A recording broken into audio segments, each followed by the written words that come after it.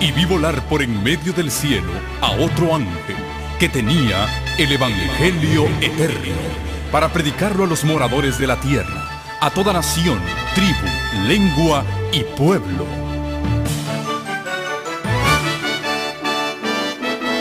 Con ustedes su programa cristiano con temas bíblicos de actualidad. Un programa que trae al mundo la verdad presente. Este es el Evangelio eterno.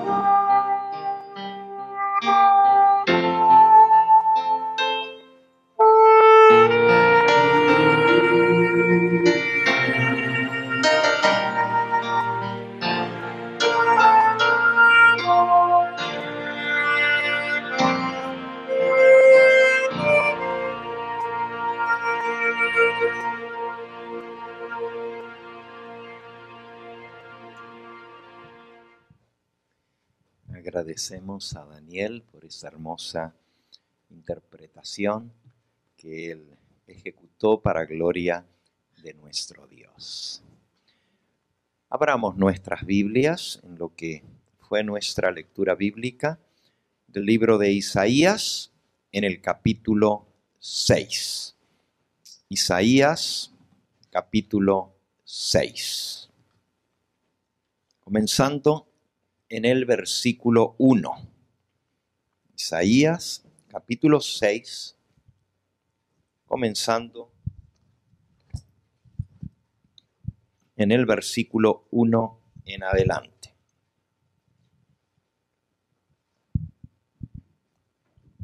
Vamos a poner la mesa con el alimento, ¿verdad?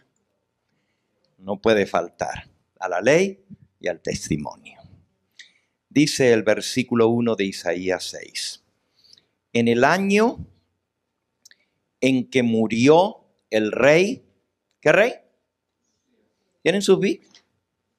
Los que nos están viendo allá, ¿tienen sus Biblias? Abran sus Biblias. Isaías, capítulo 6, versículo 1. En el año en que murió el rey Uzías, vi yo al Señor sentado sobre un trono alto y sublime, y sus faldas llenaban el templo. Hoy vamos a hablar un poquito de la presencia de Dios y cómo poderlo ver por la fe. Pero el texto comienza diciendo en el año en que murió el rey Uzías. ¿Por qué será importante para Isaías, quien escribe bajo la inspiración del Espíritu Santo, de mencionar que esta visión que él va a relatar, él va a escribir aquí, la tuvo en el año en que murió el rey Uzías? Es importante la fecha, las circunstancias que rodean la escritura de esta visión, la visión de la gloria de Dios. Sí es importante, porque en el año en que murió el rey Uzías, estaban sucediendo algunas cosas muy trascendentales en el pueblo de Dios, en el pueblo de Israel, en Jerusalén propiamente dicho.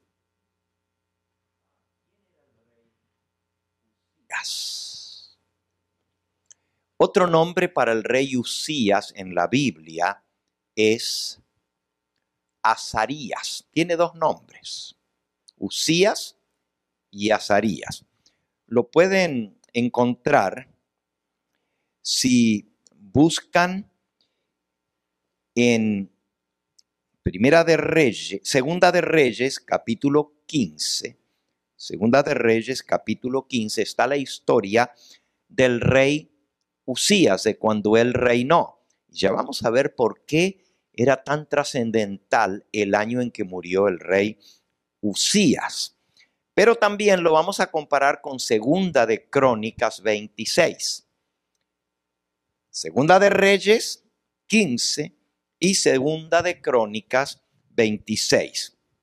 En Segunda de Reyes 15 nos cuenta la historia del reinado de el rey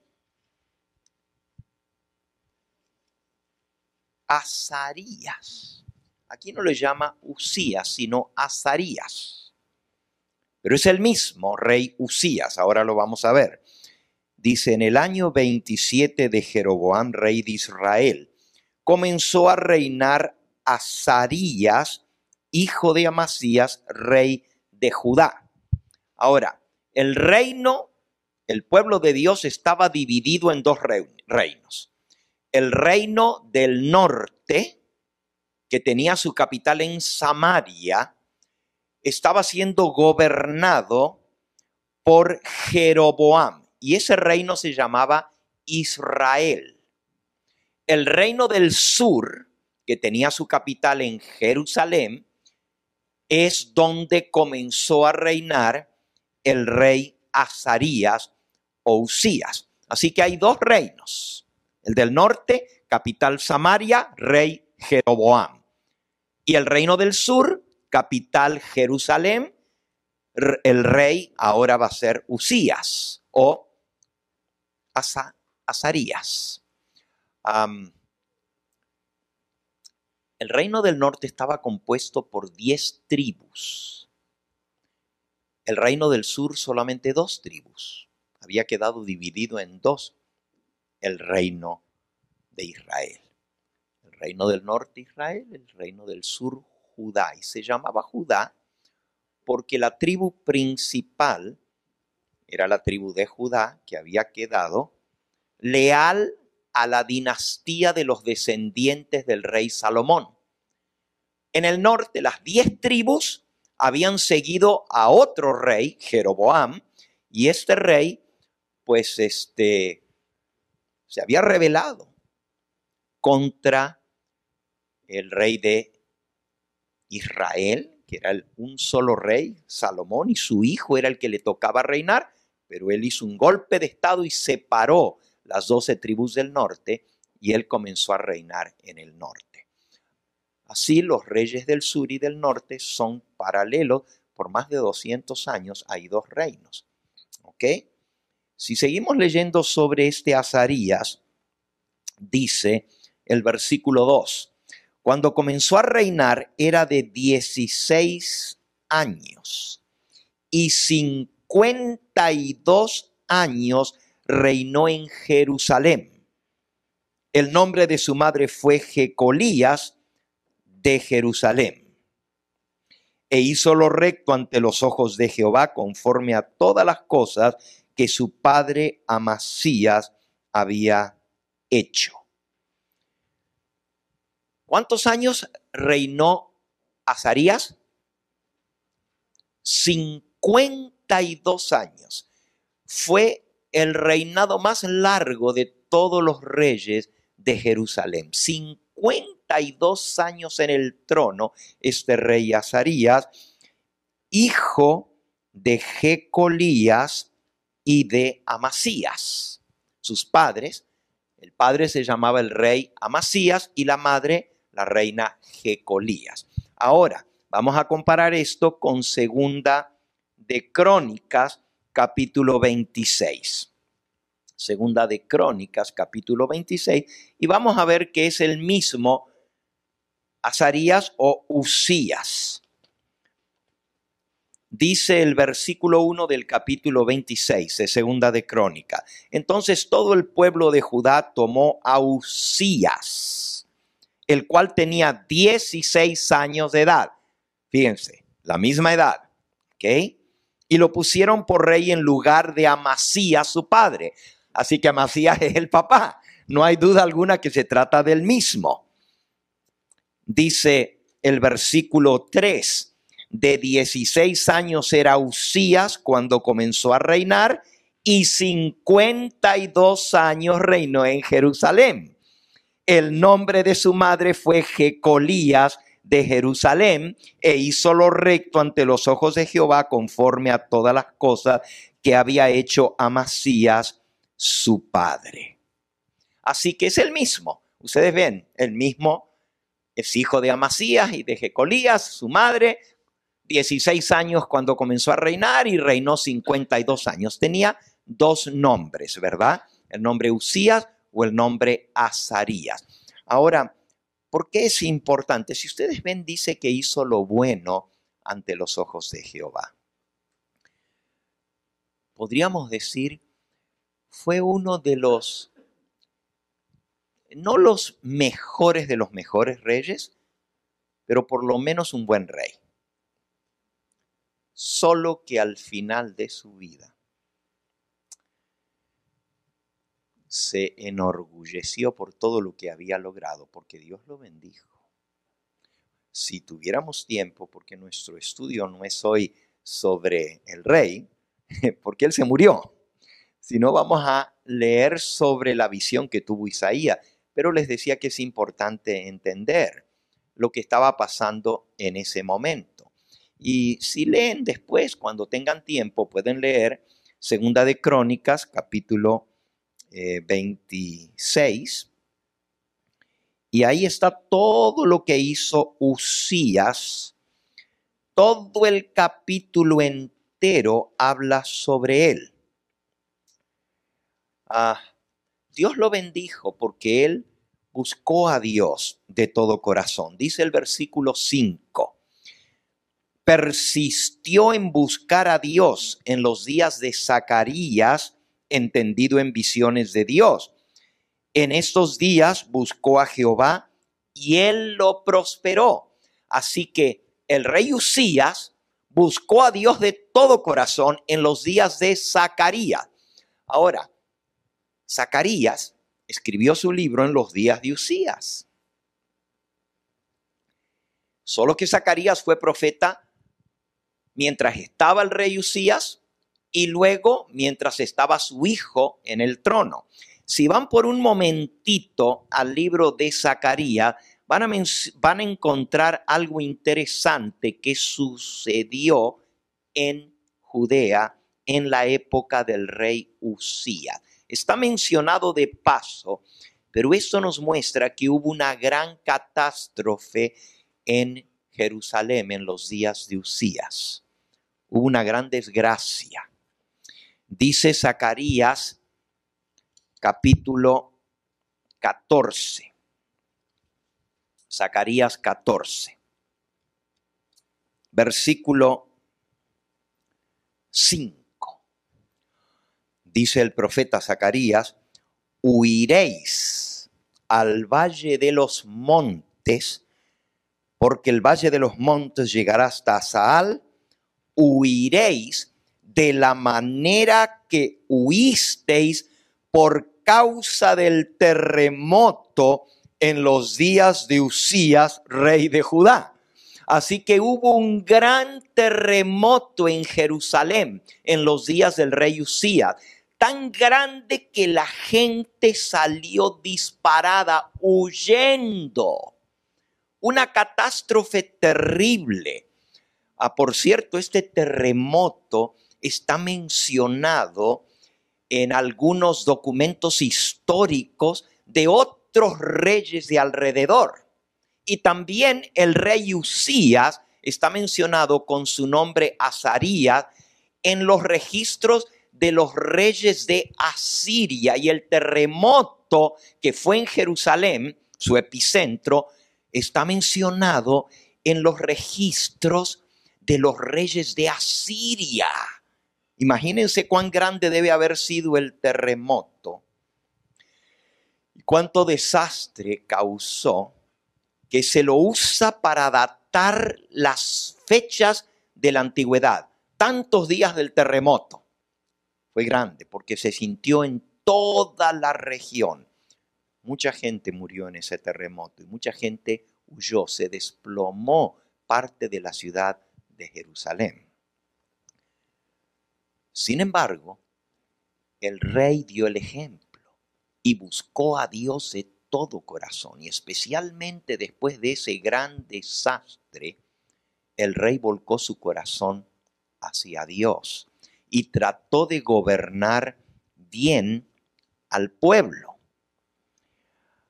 Cuenta todo lo que él hizo.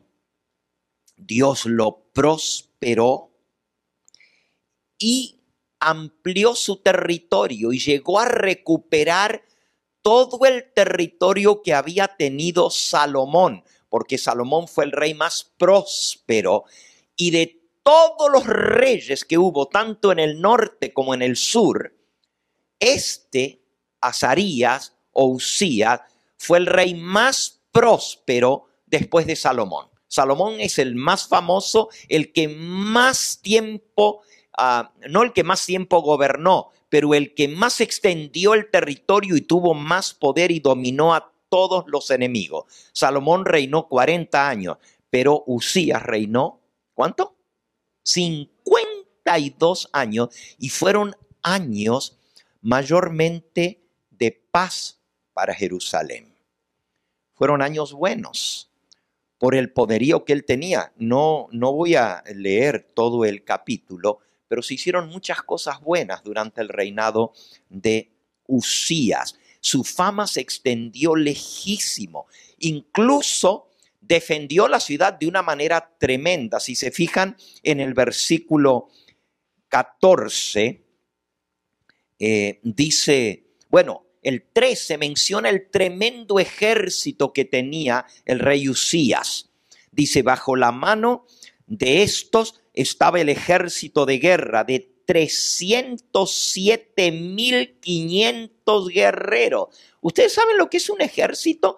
Ni los ejércitos de hoy en día tienen más de 300.000 soldados. Era un ejército, pero gigantesco lo que él levantó. Poderosos y fuertes, ayudaban al rey contra sus enemigos. Versículo 14, y Usías preparó para todo el ejército escudos, lanzas, yelmos, coseletes, arcos y hondas para tirar piedras. Así que los tenía bien armados. Invirtió en armamento este rey, es decir, la ciudad estaba bien protegida, la nación estaba en buenas manos, les temían. E incluso dice el versículo 15, e hizo en Jerusalén máquinas inventadas por ingenieros. Tenían ingenieros de armamentos para que estuviesen en las torres y en los baluartes para arrojar saetas y grandes piedras.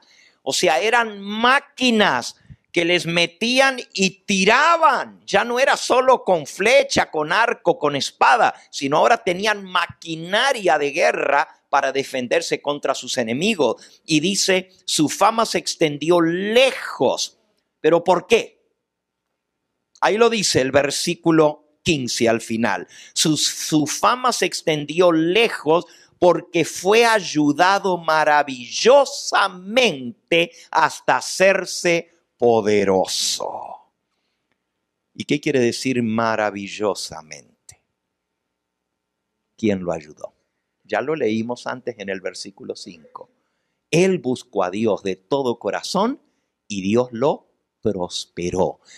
Fue ayudado maravillosamente por Dios y el éxito que él tuvo se debió a su fidelidad a Dios.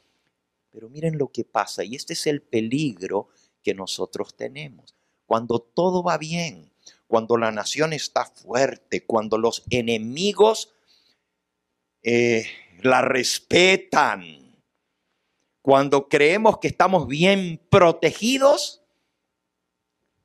el problema es si los gobernantes se ensalzan y se creen que por ellos la nación está yendo bien. Es muy peligroso. La mensajera del Señor nos dice en el libro La Educación, en la página 173, el capítulo La Historia y la Profecía, en la primera página. No lo traje, pero recuerdo lo que dice allí. Que Dios en su palabra nos muestra que es Dios quien pone reyes y quita reyes. Cuando nosotros entendemos, y ella lo dice allí en esa página, que aún los gobernantes de las naciones no están allí por el capricho ni por la elección de la gente que los eligió, dice ella. Están allí porque Dios permite que lleguen al trono. A veces pensamos que los gobernantes de las naciones llegan allí porque, pues, la gente los eligió o porque ellos conquistaron. Pero no es así. Hay un Dios que rige la historia y Él prevé todo lo que sucede. Yo estaba escuchando, pues, esta mañana la lección de escuela sabática que aquí se presentó. Y justamente ese fue uno de los puntos que se mencionó, ¿verdad? Que hay un Dios que Él es el que pone los dirigentes. Él es el que dirige la historia y podemos tener plena seguridad de que Dios tiene la historia en sus manos. Nada está a la deriva.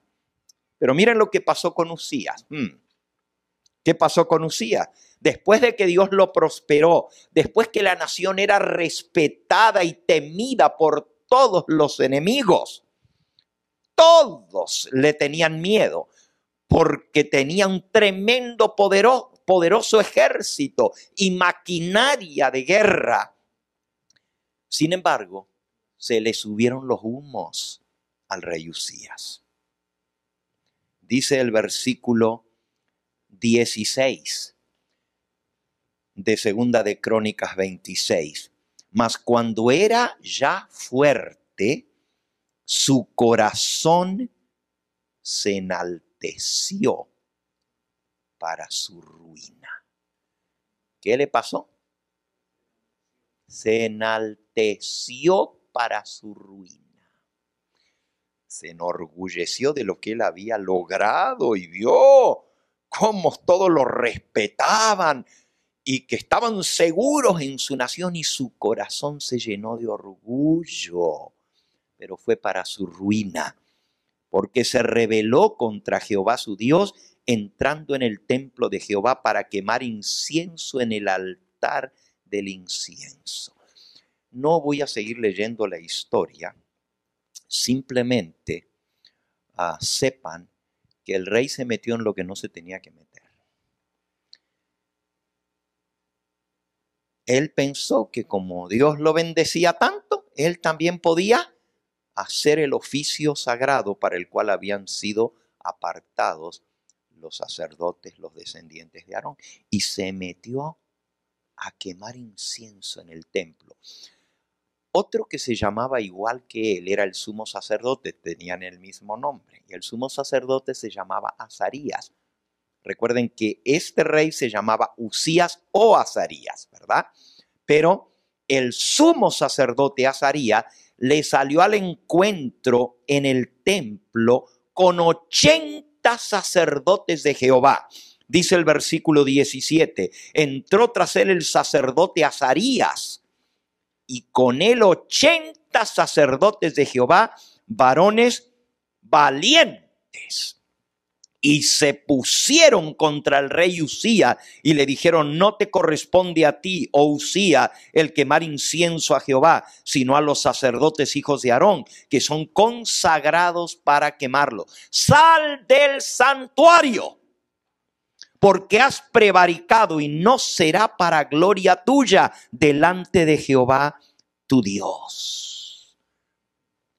Hay que tener valor para enfrentársele al rey de una nación, y un rey tan poderoso, que tenía tantos años en el reinado. Aquí todavía no tenía los 52, pero estaba llegando allí. Fue al final de su vida que esto pasó. Pero el sumo sacerdote, siervo de Dios, se le enfrentó con 80 sacerdotes y le salió al encuentro. Y le dijo, ¿sabes qué? Aquí no entras. Sal del santuario.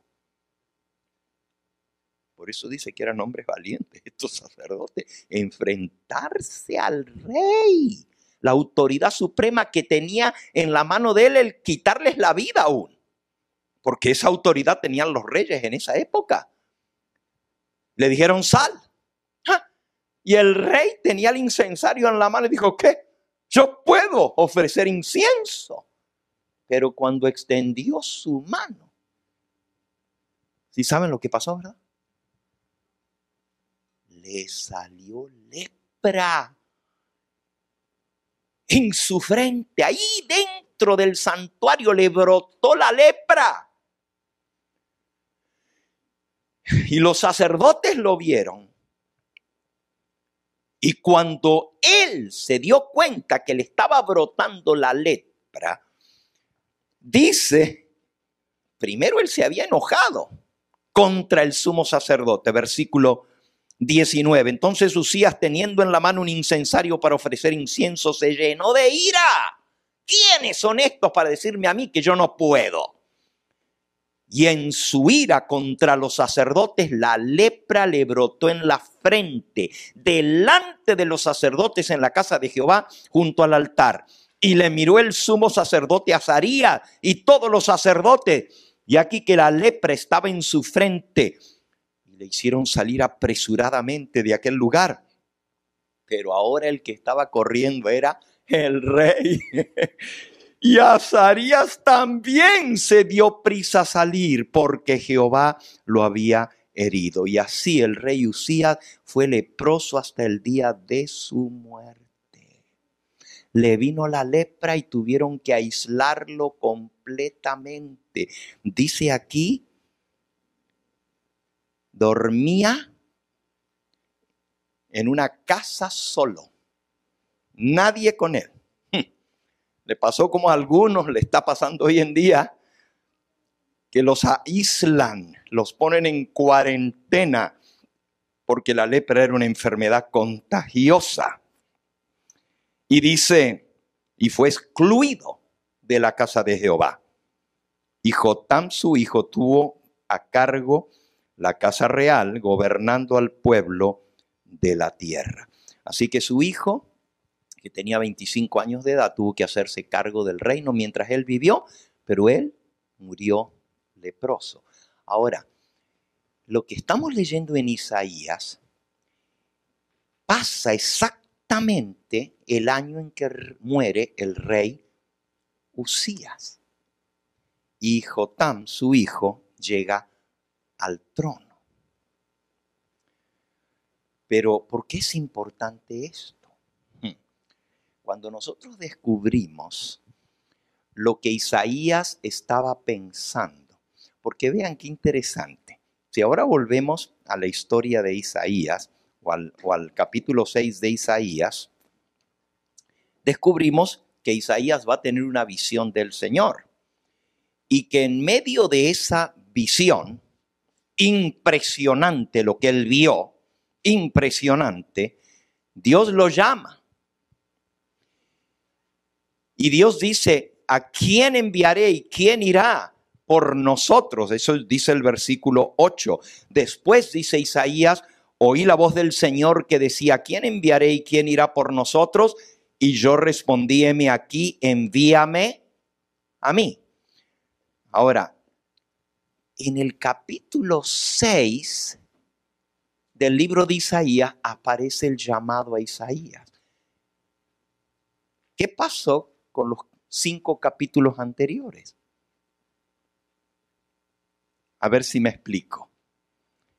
Ya Isaías estaba como profeta, porque si ustedes van al capítulo 1 de Isaías, en el capítulo 1, dice, visión de Isaías, hijo de Amós, la cual vio acerca de Judá y de Jerusalén en los días de Usías, Jotam, Acaz y Ezequías, reyes de Judá. ¿Ok? Ya Isaías estaba de profeta. Y todo lo que ustedes leen en el capítulo 1, en el capítulo 2, 3, 4 y 5 es impresionante. Y lo que él vio fue la ruina que se venía sobre Jerusalén. Y hasta se para en el palacio Isaías y les dice a los gobernantes y a los dirigentes y al pueblo en general, ustedes son peores que los de Sodoma y Gomorra. Y la mano de Dios está contra ustedes. Y usted dice, pero ¿cómo? Si el rey era bueno. Esto que vino era cuando el rey se rebeló contra Dios. Y miren lo que le dice. Versículo 10 del capítulo 1. Príncipes de Sodoma, oíd palabra de Jehová, escuchad la ley de nuestro Dios. Pueblo de Gomorra. Wow, Isaías también tenía pantalones. ¿Y saben cuántos años tenía cuando Dios lo llamó al ministerio? Tenía 17 años de edad. Pero quiero que ahora se concentren en lo que les voy a decir. El llamado de Isaías está en el capítulo 6, pero él ya estaba de profeta antes. Entonces, ¿por qué Dios lo llama? Ahora voy a ir al libro Profetas y Reyes. Y vamos a descubrir lo que estaba pasando cuando Isaías tuvo la visión de su llamamiento.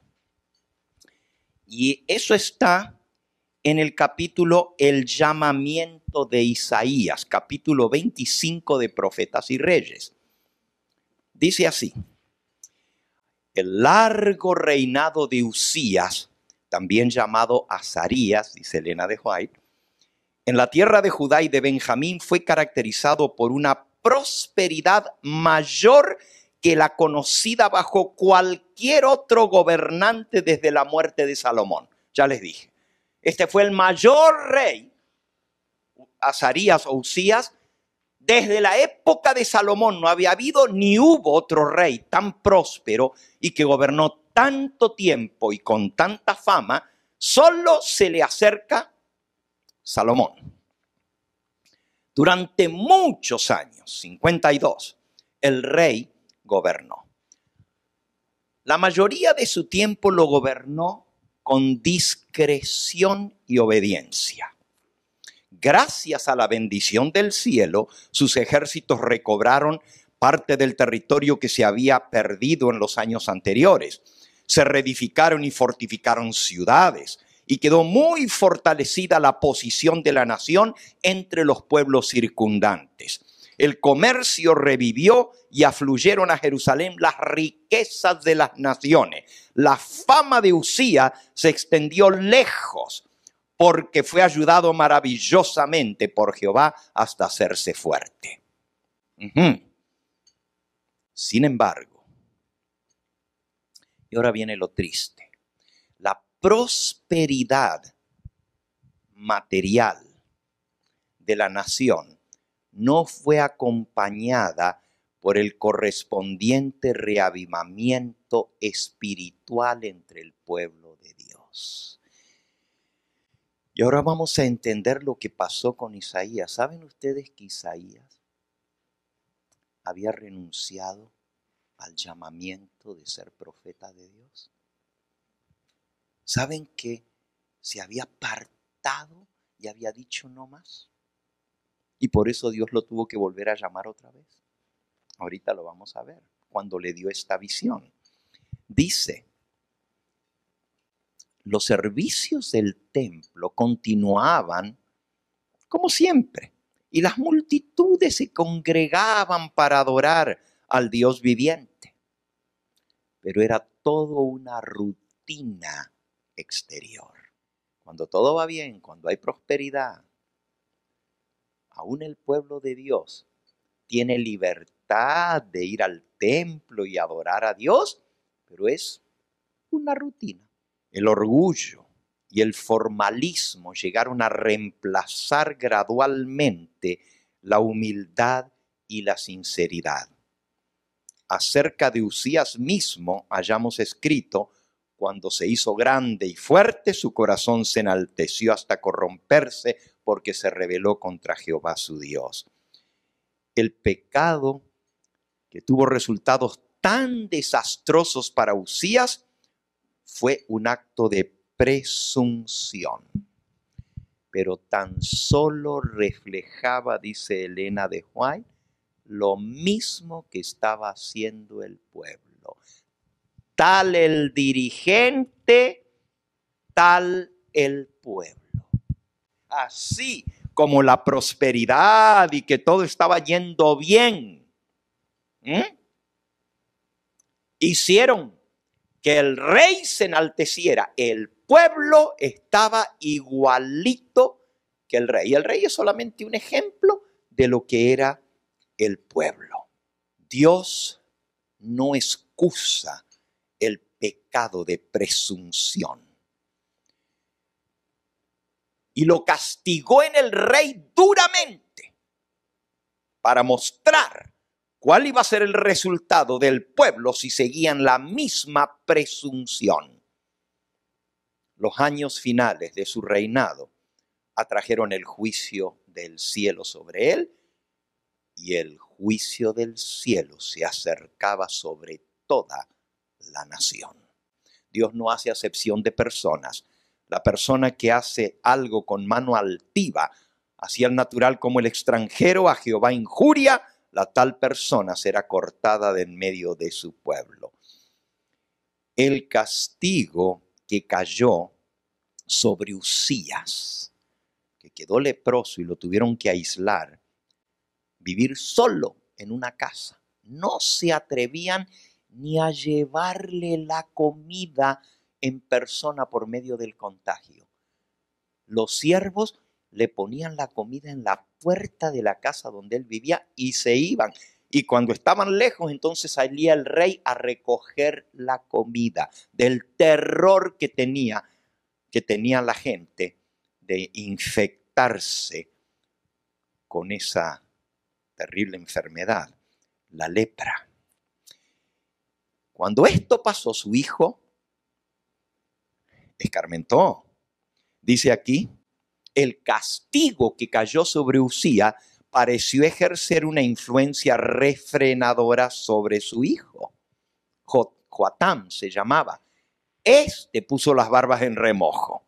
Este dijo, si esto le pasó a mi papá, que era un rey tan grande, tan famoso, tan fuerte, pues yo tengo que andar bien, no sea que a mí me pase algo igual. Y por eso dice Primera de Reyes 15:34, que Joatam hizo lo recto ante los ojos de Jehová, hizo conforme a las cosas que había hecho su padre Uzías al principio. Sin embargo, no trajo una reforma al pueblo, y eso lo dice el versículo 35. Pero ahora voy al punto en que está la visión de Isaías. Aquí viene, y esta es la parte interesante. Se acercaba el fin del reinado de Uzías y Joatam estaba ya llevando muchas de las cargas del Estado. Cuando Isaías, hombre muy joven, de tan solo 17 años de edad, fue llamado a la misión profética. Fíjense, ya el padre Uzías estaba leproso. Joatam estaba llevando las responsabilidades con 25 años de edad y ahora Uzías es llamado. Ese fue el primer llamado de Uzías. Los tiempos en los cuales iba a tocarle trabajar estarían cargados de peligros especiales para el pueblo de Dios. El profeta iba a presenciar la invasión de Judá por los ejércitos de Siria y el ataque del reino del norte, que se unió con Siria para atacar a su propio hermano, a Jerusalén. El profeta iba a ver las huestes asirias acampadas frente a las principales ciudades de su reino. Durante su vida, durante la vida de Isaías, iba a caer Samaria y las 10 tribus de Israel iban a ser dispersadas entre las naciones. Judá iba a ser invadida una y otra vez por los ejércitos asirios. Y Jerusalén iba a sufrir un sitio que sin la intervención milagrosa de Dios habría resultado en su destrucción. Fue cuando el ángel de Dios salió y mató al ejército sirio, si no hubieran sido destruidos por ese ejército. Jerusalén estaba amenazada por graves peligros. La paz se estaba acabando. La protección divina se estaba retirando y las fuerzas asirias estaban por desplegarse en la tierra de Judá. Ahora les voy a leer un poquito de la historia, lo que dice la historia al respecto, de lo que estaba pasando. Lo busqué aquí en la enciclopedia, el año en que murió el rey Uzías. ¿Okay? Dice así: probablemente fue el año 740 antes de Cristo, el año en que murió el rey Uzías. Esta fecha es un año significativo. Cuando termina el rey Uzías su largo reino de 52 años, Isaías ve una visión donde Dios lo vuelve a llamar al oficio profético y le da un mensaje de reprensión para dar a Israel. Era un tiempo de peligro y crisis en la nación. El enemigo estaba a las puertas. El gran rey asirio, Tiglat-Pileser III, había llegado al trono 5 años antes que muriera el rey Usías, en el año 745 a.C. Y casi inmediatamente que subió al trono, comenzó una serie de campañas que lo llevaron a conquistar gran parte del territorio. Conquistó a Babilonia en el 744, conquistó los reinos de Asiria, los reinos que estaban al norte de Asiria en el 743 y siguió año con año atacando. Tiglat-Pileser menciona al rey Azaría en un documento escrito en piedra en Asiria. Ese documento se encontró y está escrito el nombre del rey Azaría y le llama rey de Yahuda. Yahuda es Judea, rey de Judea. Y dice que era el principal oponente en la resistencia contra la agresión asiria. Entre todos los países de alrededor, él lidiaba la rebelión contra los asirios. Así que Azaría, como era un rey fuerte y con un tremendo ejército, era la cabeza de la coalición de naciones que se habían reunido para defenderse sobre Tiglat-Pileser III. Pero ahora, dice la enciclopedia, se muere Usías. ¿Qué pasaría? El hombre que había tomado una posición tan fuerte para defender contra el enemigo a la nación, acababa de morir. ¿Cuál sería lo que vendría sobre la nación? Los enemigos estaban a la puerta. ¿Qué pasaría? El pueblo de Dios no estaba preparado para hacer frente a la crisis que se venía. El ataque del enemigo asolaría su nación. Y parecía que el enemigo era invencible. Era solo cuestión de tiempo hasta que el ejército asirio tomara posesión de la nación y la controlara. Y controlaría el mundo también, porque se estaba extendiendo el enemigo por todas partes. Era solo cuestión de tiempo hasta que llegara dentro de sus muros. Nosotros no tenemos un enemigo de guerra a nuestro alrededor, pero hay un enemigo que está conquistando el mundo. Y es solo cuestión de tiempo, humanamente hablando, hasta que ese enemigo entre en nuestras puertas y conquiste. El gobernador de California dijo el jueves,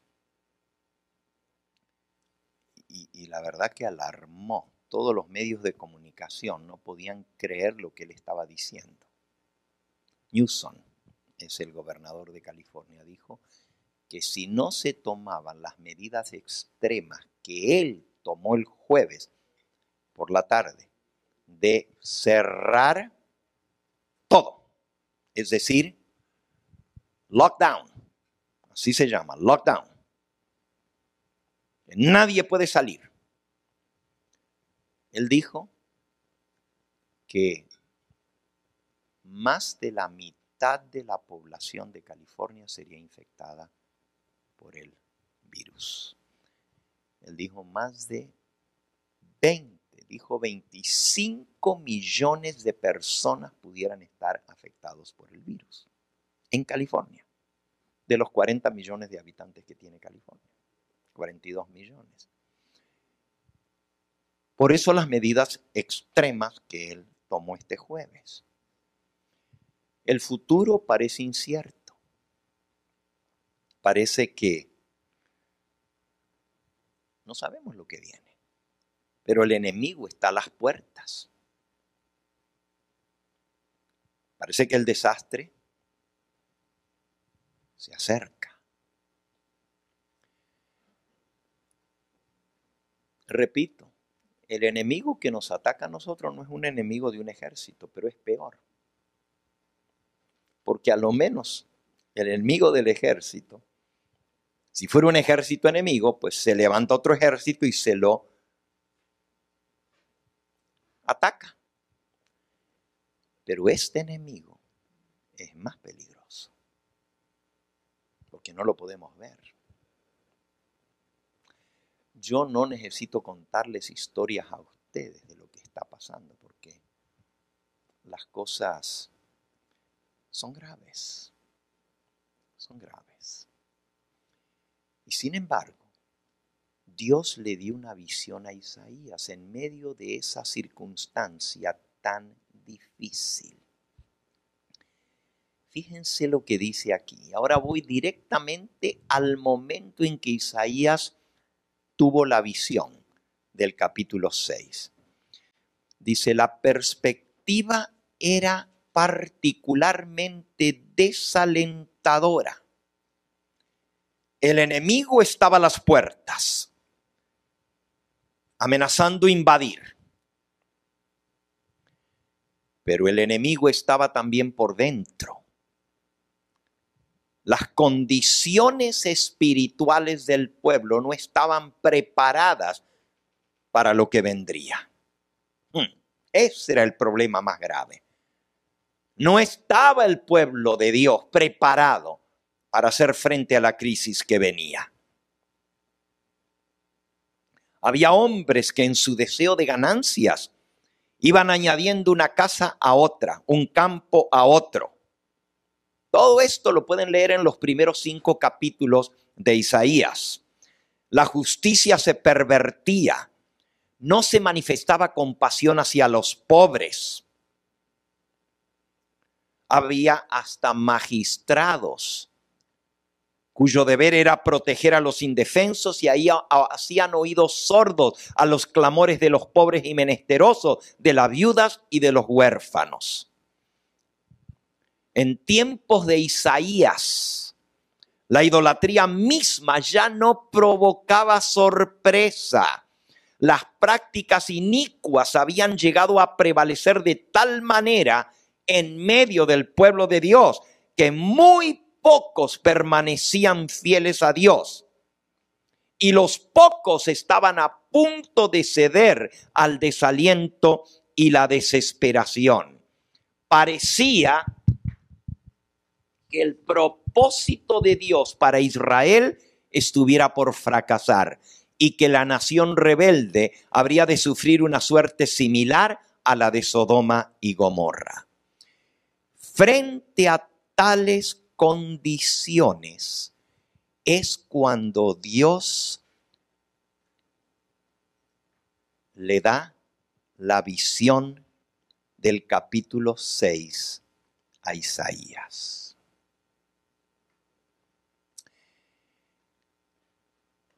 Al comprender Isaías su propia incapacidad para hacer frente a la situación y al pensar en la terquedad e incredulidad del pueblo por el cual tendría que trabajar, su tarea le parecía desesperada. ¿Debía renunciar descorazonado a su misión y abandonar a Judá en su idolatría? ¿Habrían de gobernar la tierra los dioses falsos en desafío al Dios de los cielos? Estos eran los pensamientos que embargaban a Isaías mientras se hallaba en el pórtico del templo. Ahora fíjense, Elena de White nos está diciendo exactamente lo que él estaba pensando, estando en el pórtico del templo. ¿Qué hago? No voy a seguir. Estaba desanimado, desalentado al ver la condición del pueblo y que no estaban listos para la emergencia que se venía encima. Si el pueblo hubiera estado preparado, no hay por qué temer, pero cuando el pueblo no está preparado, ahí sí, el temor tiene que venir. Y por eso hay tanta gente que tiene temor, porque no están preparados para la emergencia que se viene. Estos pensamientos embargaban a Isaías mientras se hallaba bajo el pórtico del templo.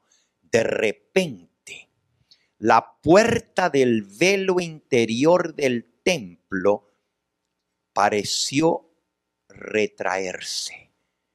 Se alzó el velo del templo en el lugar santísimo. Él estaba en el pórtico y él está mirando y de pronto ve que se levanta el velo del lugar santísimo y se le permite mirar al interior, al lugar santísimo, donde el profeta no podía siquiera sentar sus pies, porque él no era sacerdote, ni para entrar al lugar santo, ni aún para entrar al lugar santísimo. Él estaba en el pórtico, pero la puerta al lugar santo está abierta siempre, pero no la del lugar santísimo. Y él estaba viendo hacia adentro y ve que se levanta como una mano invisible, levanta el velo del lugar santísimo. El profeta está ahora en visión. Esto no está pasando en real. Él está mirando y él ve que se levanta el velo. Pero ya esto es la visión. Se le presenta una visión de Jehová sentado en un trono grande y elevado, mientras que el séquito de su gloria llenaba el templo. Ahora el templo se parece mucho más grande de lo que era. Ambos lados del trono, con el rostro velado en adoración, se cernían los serafines que servían en la presencia de su Hacedor y unían sus voces en la solemne invocación: Santo, Santo, Santo es Jehová de los ejércitos, toda la tierra está llena de su gloria. Volvamos a Isaías 6. Imaginémonos la escena. Isaías está en el pórtico del templo mirando hacia adentro y de pronto ve que el templo se llena de gloria. Se levanta el velo que separa el lugar santo del lugar santísimo. Y dice: en el año en que murió el rey Usías, yo vi al Señor sentado sobre un trono alto y sublime, y sus faldas llenaban el templo. Por encima de él había serafines. Cada uno tenía 6 alas. Con 2 cubrían sus rostros, con 2 cubrían sus pies y con 2 volaban. Y el uno daba al otro voces diciendo: Santo, Santo, Santo es Jehová de los ejércitos. Toda la tierra está llena de su gloria. El trono de Judá, que había estado ocupado por 52 años por un rey fuerte y poderoso, ahora estaba en manos de un joven inexperto, 25 años de edad. Parecía que no había escapatoria. Los ejércitos de los asirios estaban muy cerca cuando esta visión sucedió. El enemigo estaba a las puertas. Pero si bien el trono de Judá no estaba en manos del rey Usías, porque se había muerto el rey Usías, Dios le recuerda a Isaías que todavía Él sí está sentado en su trono. Alabado sea su nombre.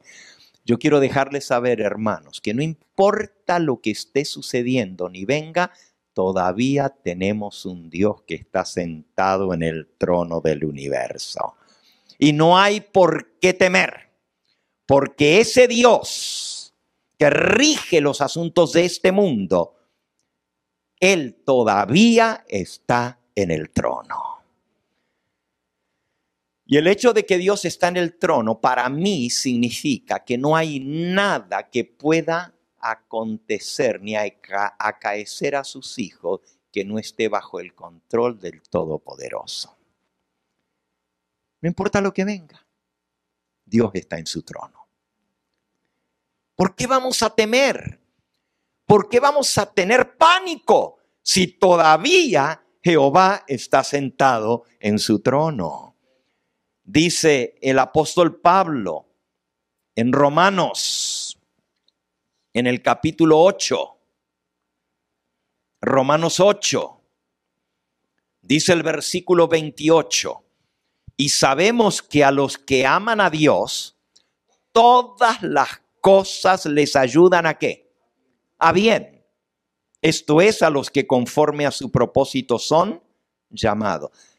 Ahora, esto que está pasando no es para mal, hermanos, es para nuestro bien. Y usted dice, pero ¿cómo esto va a ser para nuestro bien? ¿Cómo esta terrible pandemia que está pasando en el mundo va a ser para nuestro bien? Bueno, no lo digo yo, hermanos. Lo dice el que está sentado en el trono del universo. A los que aman a Dios. ¿Tú amas a Dios? ¿Tú amas al Señor?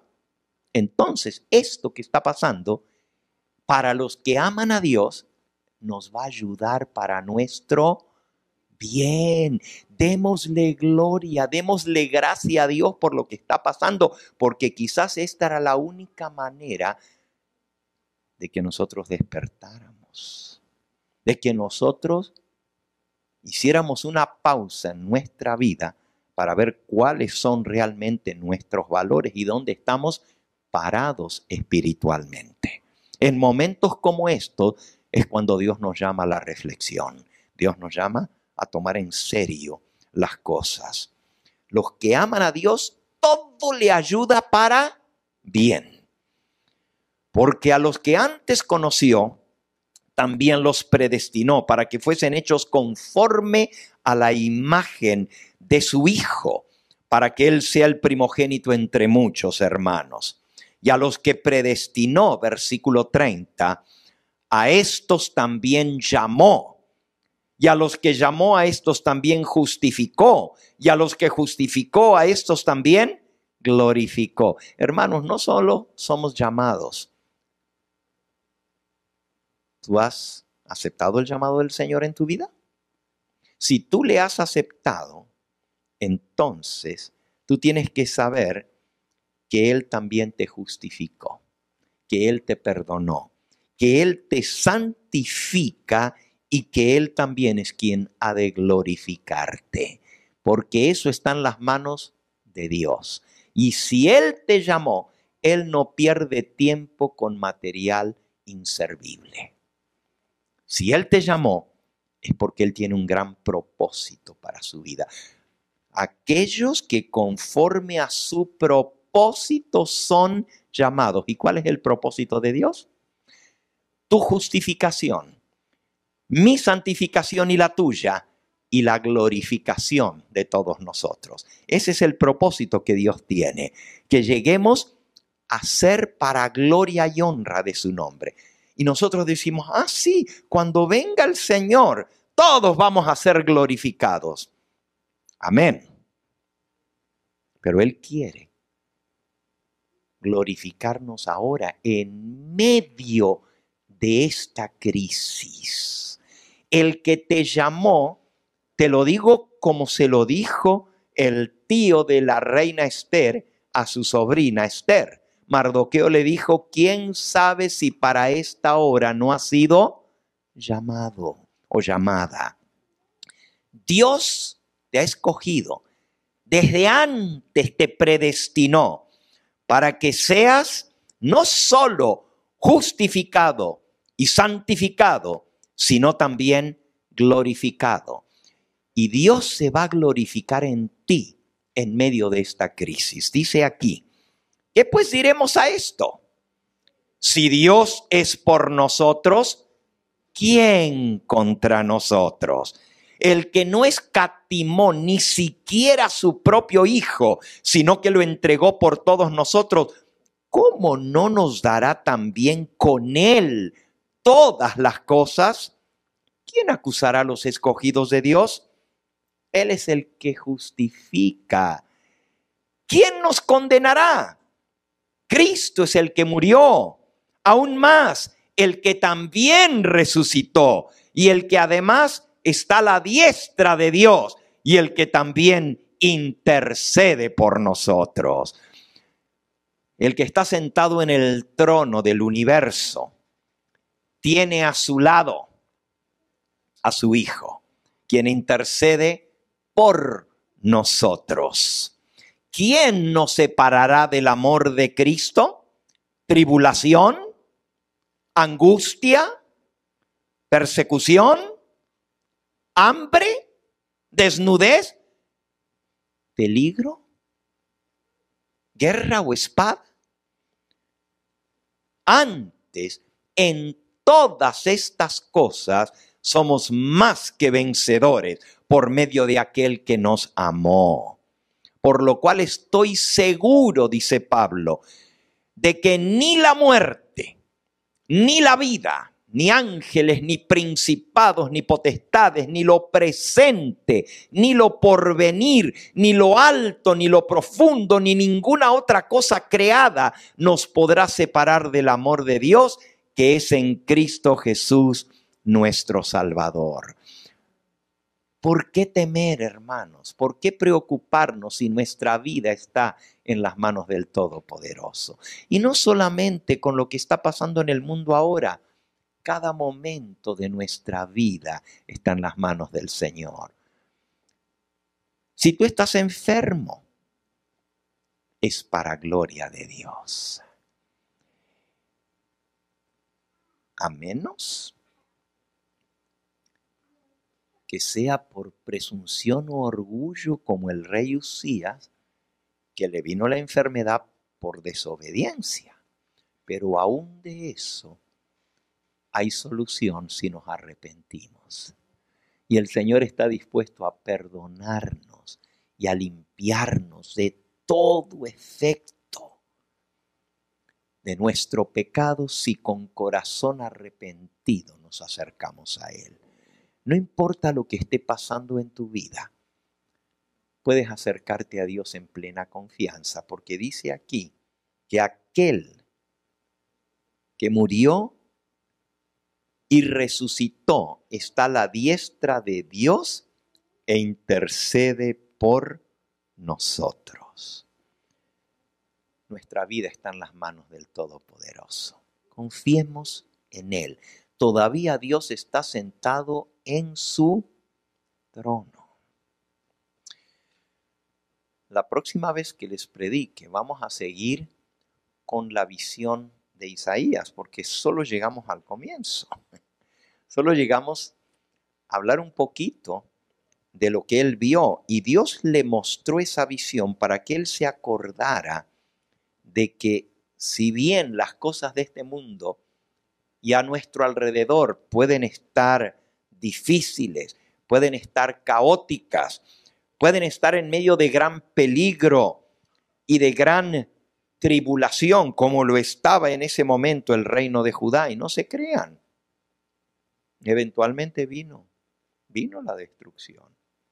Y a pesar de que Isaías trató de amonestar al pueblo, muchos escucharon, y por eso, porque él fue fiel en dar su mensaje, se postergó la destrucción de la nación por algunos años, pero ya en la época del profeta Jeremías iba a venir la destrucción de Jerusalén.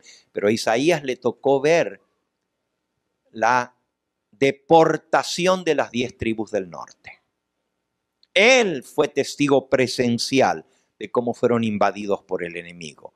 Y tan solo porque él y los que hicieron caso a su mensaje se mantuvieron leales al Señor, el rey Tiglat-Pileser III no pudo tomar Jerusalén. Miren, la historia la podríamos relatar, ya no lo vamos a hacer hoy, pero ustedes la recuerdan. Los ejércitos de los asirios rodearon la ciudad de Jerusalén. Pero en una noche, un solo ángel mató a 175,000 soldados. Un solo ángel causó una matanza general entre los asirios. Tanto que cuando el pueblo de Israel vio, no lo podían creer. Cuando vieron, decían, no puede ser. Y salieron a tomar los despojos. Salieron, las comidas del ejército asirio más bien les sirvió para ellos, que estaban muertos de hambre dentro de la ciudad sitiada. Dios tiene 1000 maneras de resolver la situación cuando nosotros no vemos ninguna. Podemos sentir que está todo perdido, que ya no hay nada que hacer, pero la extrema necesidad del hombre es la oportunidad de Dios para actuar. Así que no importa lo que tú estés pasando en tu vida, la enfermedad que tú puedes tener, la situación financiera que puedas tener, no importa lo que esté pasando en el mundo a tu alrededor, hay un Dios sentado en el trono. Y Dios es todopoderoso. Y Él tiene 1000 maneras de resolver nuestra situación cuando nosotros pensamos de que ya no hay nada más que hacer. Qué bueno que reconozcamos que no hay nada más que hacer, porque entonces Dios puede actuar. Mientras el hombre puede hacerlo, ¿para qué lo va a hacer Dios? Pero Dios actúa cuando el hombre reconoce, Señor, solo tú.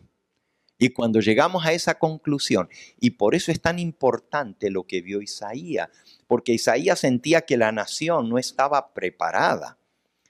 Pero cuando él vio la presencia de Dios, fue él el que se sintió no preparado.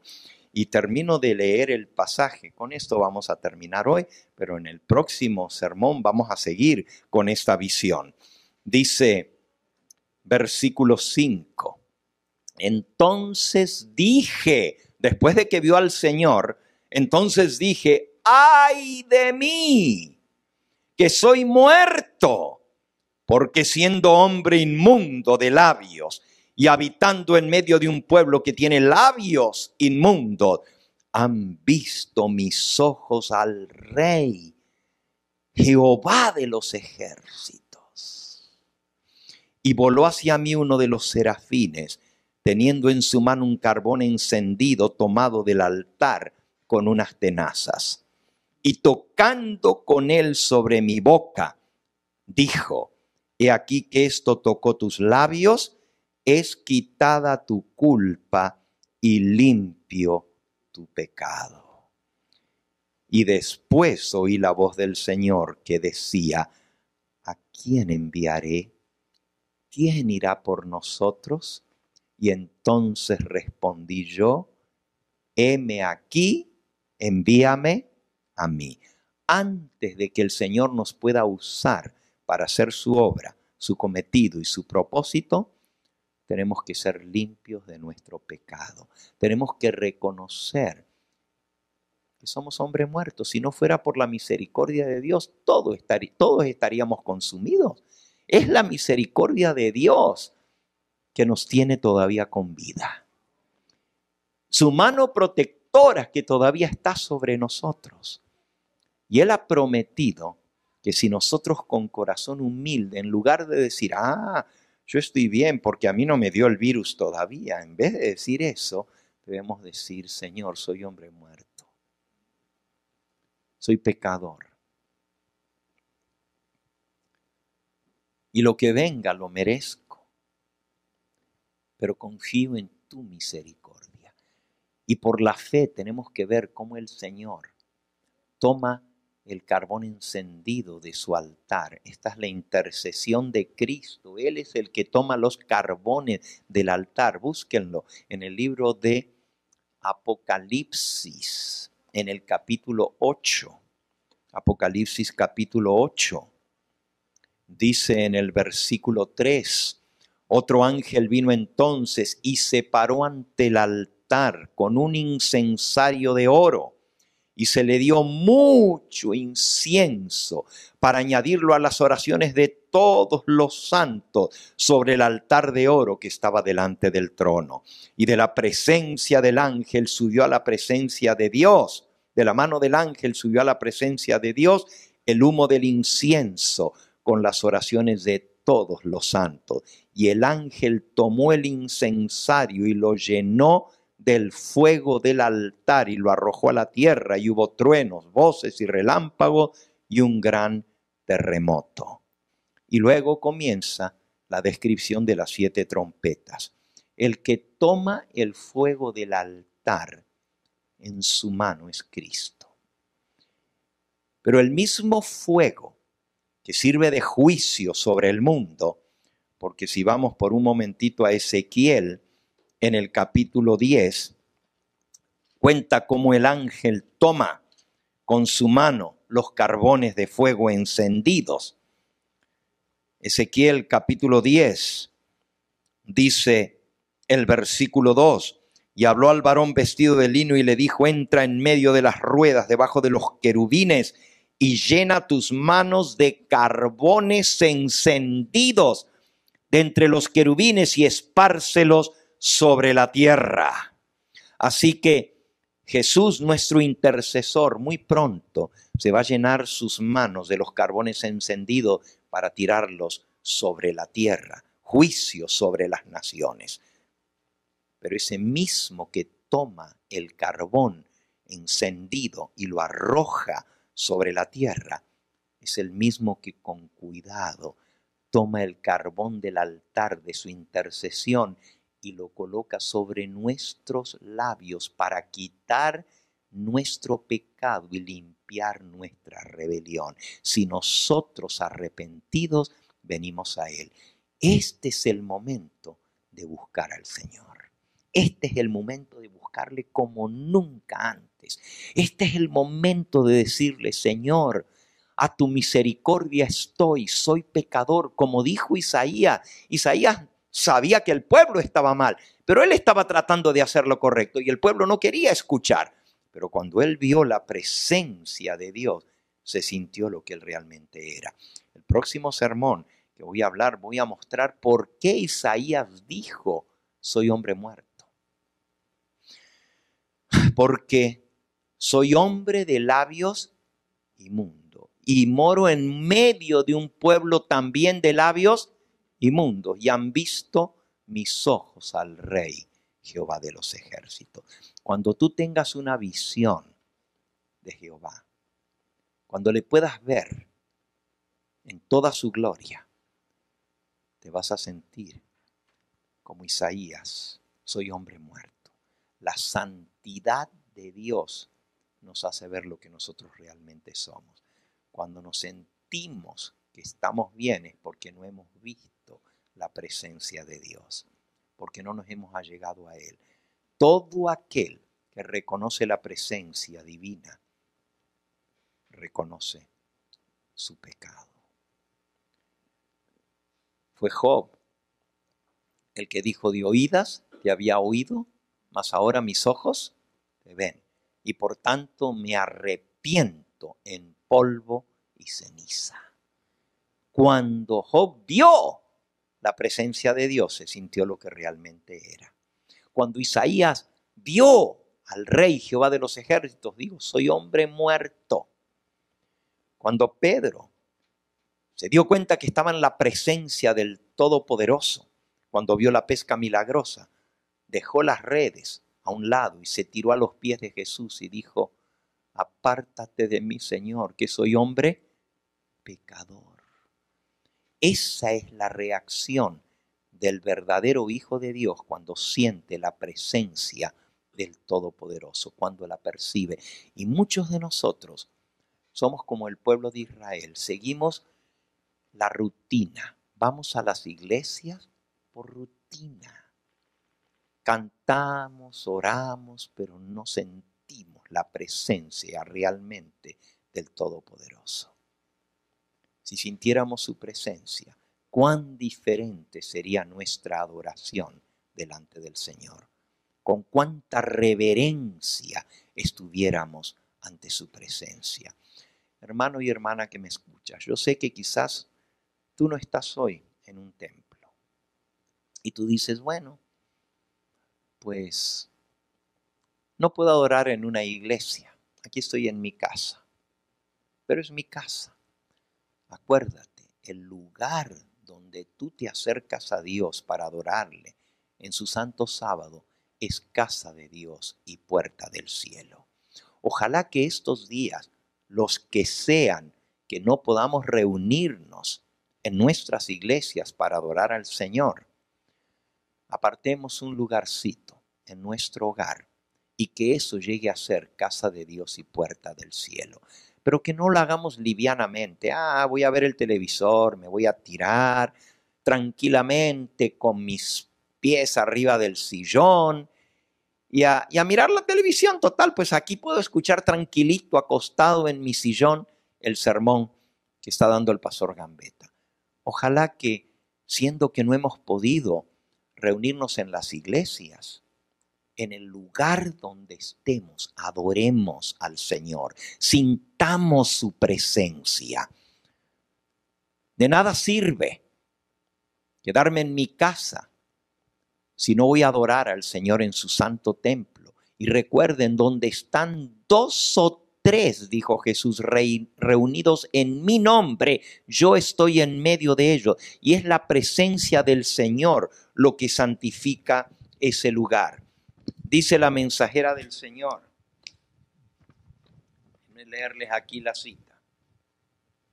La verdadera reverencia hacia Dios, Profetas y Reyes, del mismo libro, la verdadera reverencia hacia Dios nos es inspirada por un sentido de su infinita grandeza y un reconocimiento de su presencia.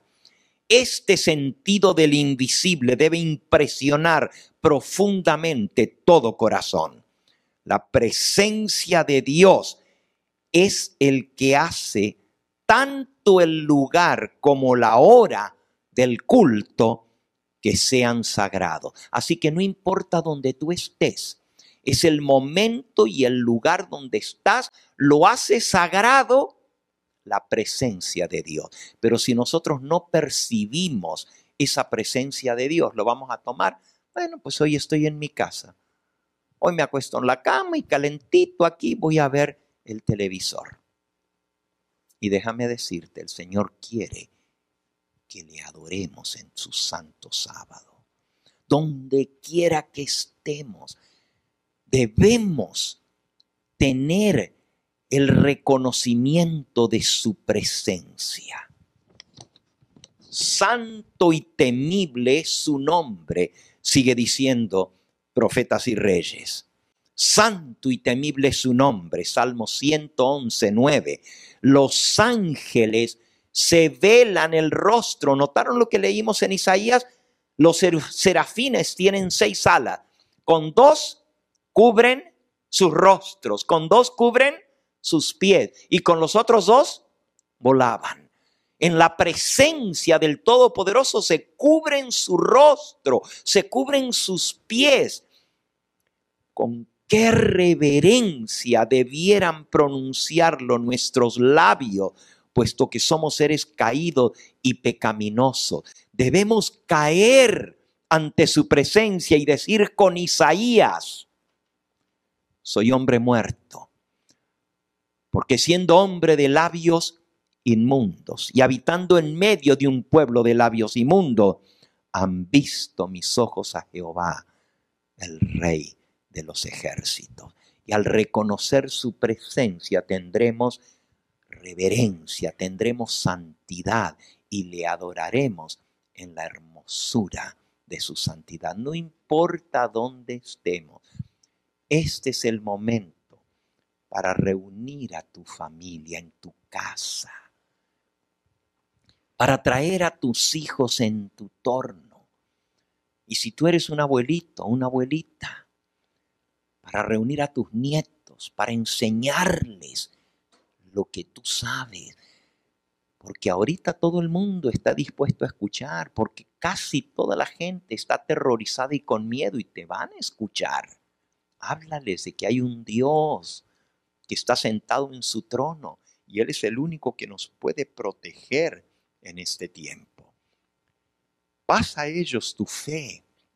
No desaproveches esta oportunidad que es única, que es especial allí en el lugar donde tú estás. Adora al Señor. Entrégate a Él de todo corazón, conságrate a Él y escucharás la voz del Señor que te dice: ¿a quién enviaré? ¿Quién irá por nosotros?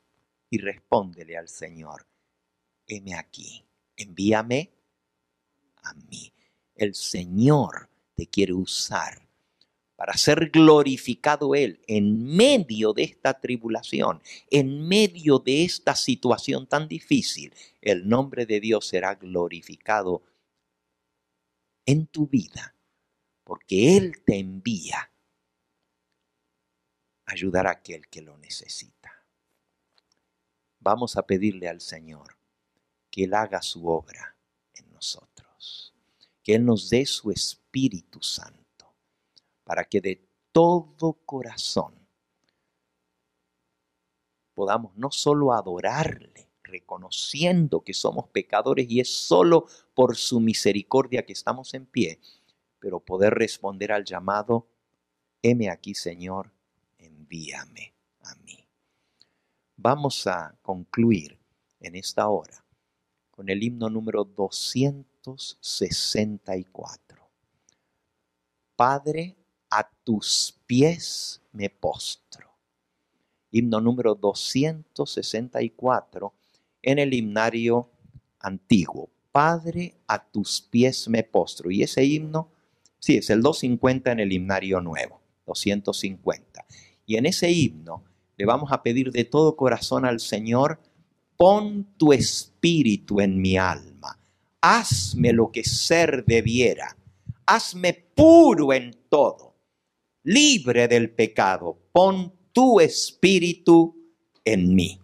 Y si se lo pedimos de todo corazón, el Señor va a tomar el carbón encendido de su altar y va a tocar nuestros labios y va a limpiar nuestra culpa y va a quitar nuestro pecado. Y entonces podremos decirle: heme aquí. ¿Estás? Arrodíllate en la presencia del Señor y de todo corazón pídele que Él te toque con el carbón encendido de su, para limpiarte, para purificarte de todo pecado. Padre Santo y Dios nuestro, bendito y glorificado sea tu nombre. Hoy hemos visto, Señor, cómo tú has sido Rey y Dios por todas las generaciones. Desde el comienzo, desde que te apareciste a tus siervos, los profetas, tú has estado gobernando los asuntos de este mundo y nada ni nadie te toma a ti por sorpresa. Las cosas que suceden están todas bajo tu control. Gracias, porque tenemos la seguridad de que nuestro Dios está sentado en el trono del universo. Y en esta hora, al haber aprendido cuán importante es percibir tu presencia en nuestra vida y reconocer que sin ti somos hombres muertos, te pedimos humildemente, Señor, por la fe, te vemos sentado en ese trono alto y sublime que llena la tierra de tu gloria. Vemos las orlas de tu vestido ondeando, lleno de gloria, y a Jesús intercediendo por nosotros. Y pedimos que el Señor, nuestro Salvador, presente los méritos de su sacrificio, el incienso sobre el altar, para que ésta nuestra oración sea acepta delante de ti. Y por la fe le vemos tomando los carbones encendidos de ese altar de intercesión y aplicando los méritos de Cristo a nuestra vida, limpiándonos de pecado, quitándonos toda culpa y dándonos un corazón limpio, renovando un espíritu recto dentro de nosotros. Y ahora, Señor, después de que tenemos la seguridad de tu perdón, humildemente te decimos: heme aquí, Señor, envíame a mí. Escuchamos tu voz llamándonos a proclamar tu mensaje, a cumplir tu propósito para nuestra vida. Y te decimos: cuenta conmigo, Señor. Solo tú, obrando en mi vida, puedes hacerlo posible. Nos reconsagramos a tu servicio en esta hora y te lo pedimos todo en el nombre precioso de nuestro bendito Salvador. A Él sea la gloria y la honra por los siglos de los siglos. Amén, Señor. Amén. Este fue el Evangelio Eterno, su programa cristiano de actualidad bíblica, trayendo al mundo la verdad presente.